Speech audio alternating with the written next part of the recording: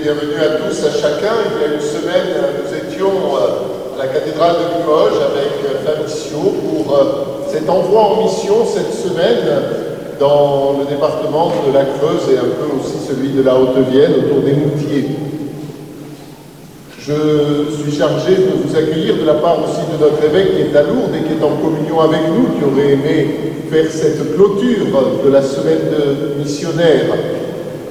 Également, excusez le père Philippe Padilla, vicaire épiscopal de la Creuse, qui est retenu auprès de sa famille pour un décès, qui a dû retourner en Haute-Savoie. Et puis, nous sommes heureux de nous accueillir les uns les autres. Il y a ici des paroissiens de Limoges, de Haute-Vienne rurale, de Creuse, et il y a des prêtres aussi venant des 3 zones pastorales et bien au-delà, les prêtres qui vous ont accompagnés de Lyon.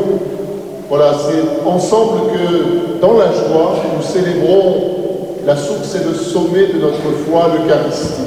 Laissons-nous rassembler par le Seigneur au nom du Père et du Fils et du Saint-Esprit.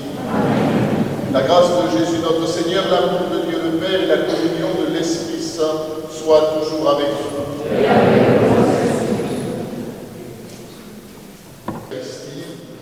Reconnaissons que nous sommes pécheurs et accueillons le pardon, la miséricorde de Dieu. Je confesse à Dieu Tout-Puissant, je reconnais devant mes frères que j'ai péché en pensée, en parole, par action et par omission. Oui, j'ai vraiment péché. C'est pourquoi je supplie la Vierge Marie, les anges et tous les saints, et vous aussi, mes frères, de prier pour moi, le Seigneur notre Dieu. Dieu Tout-Puissant, d'amour nous fasse miséricorde, il nous pardonne nos péchés, nous conduise à la vie éternelle. Amen.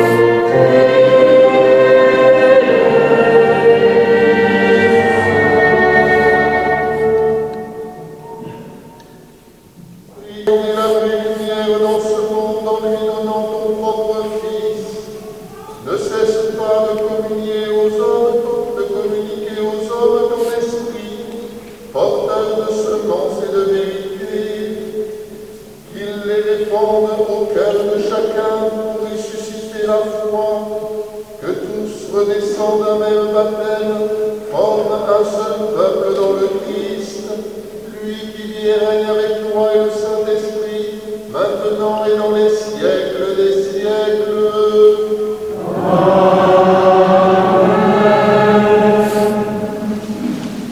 Lettre de saint Paul apôtre aux Romains.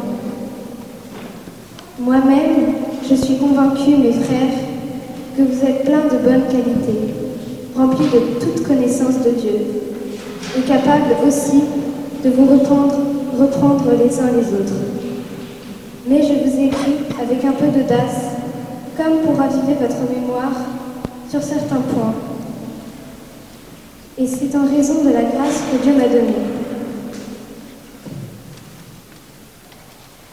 Cette grâce, c'est d'être ministre du Christ Jésus pour les nations, avec la fonction sacrée d'annoncer l'évangile de Dieu, afin que l'offrande des nations soit acceptée par Dieu, sanctifiée dans l'Esprit Saint. Je mets donc ma fierté dans le Christ Jésus pour ce qui est du service de Dieu. Car je n'ose rien dire s'il ne s'agissait de ce que le Christ a mis en œuvre par moi, afin d'amener les nations à l'obéissance de la foi par la parole et l'action, la puissance des signes et des prodiges, la puissance de l'Esprit de Dieu. Ainsi, depuis Jérusalem, en rayonnant depuis la Dalmatie, j'ai mené à bien l'annonce de l'évangile du Christ. Et j'ai fait en mettant mon honneur à n'évangéliser que là où le nom du Christ n'avait pas encore été prononcé, car je ne voulais pas bâtir sur les fondations posées par un autre. Mais j'ai agi selon ce qui était écrit.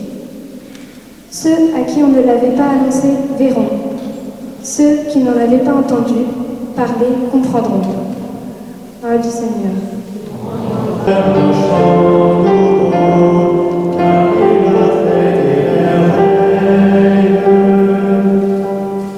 Chantez au Seigneur un chant nouveau, car il a fait des merveilles.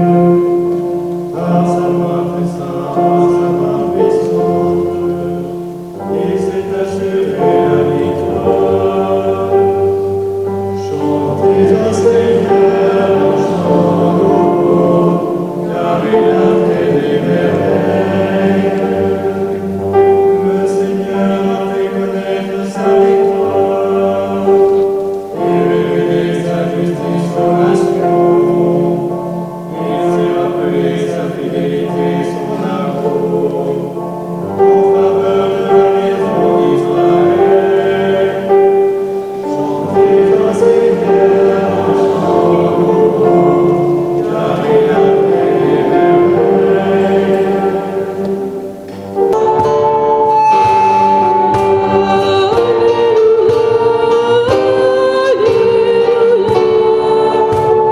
En celui qui garde la parole de Christ, l'amour de Dieu atteint sa perfection. Alléluia, Alléluia,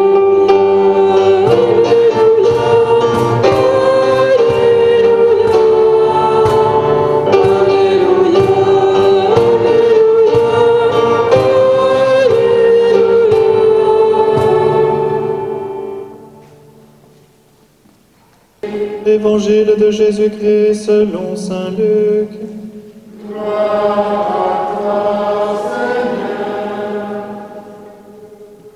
En ce temps-là, Jésus disait à ses disciples : un homme riche avait un gérant qui lui fut dénoncé comme dilapidant ses biens.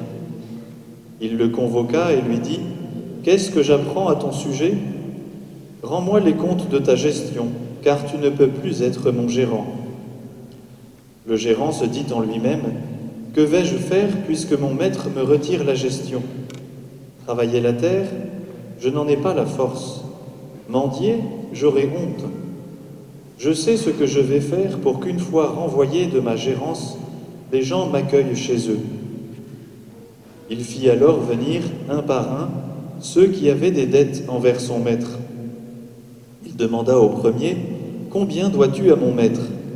Il répondit, « 100 barils d'huile. » Le gérant lui dit, « Voici ton reçu, vite, assieds-toi et écris 50. » Puis il demanda à un autre, « Et toi, combien dois-tu » Il répondit, « 100 sacs de blé. » Le gérant lui dit, « Voici ton reçu, écris 80. » Le maître fit l'éloge de ce gérant malhonnête, car il avait agi avec habileté. En effet, les fils de ce monde sont plus habiles entre eux que les fils de la lumière. Acclamons la parole de Dieu.